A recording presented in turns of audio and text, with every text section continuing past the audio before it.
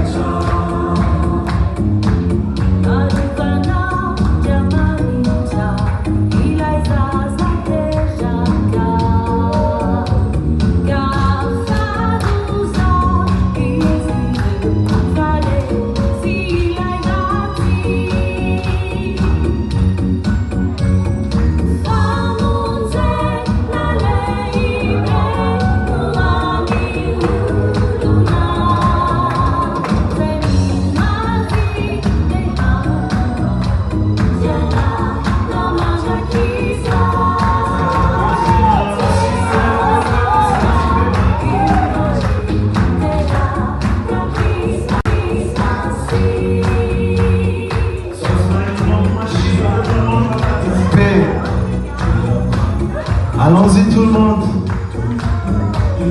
Participons à la machine. Que ce soit une longue machine. Venez, venez. Andawari.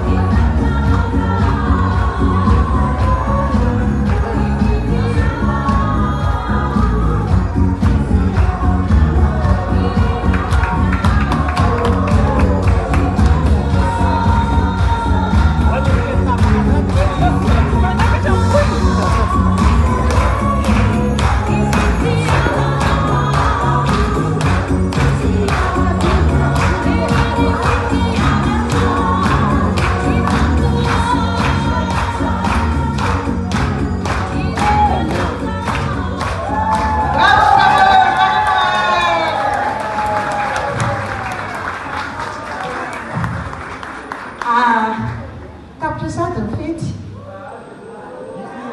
Nafinaritra ve ny fety ankizy? Nafinaritra antsika mijery ve? Tena mabe ho angezanantsika reny. Teka be ho amahoana ny ankizy rehetrarehetra.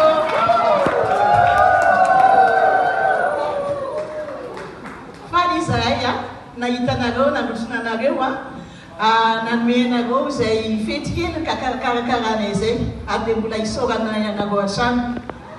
Tsy hoampy anefa izany fisaorana izany fa dia izao izara mamina aminareo izahay.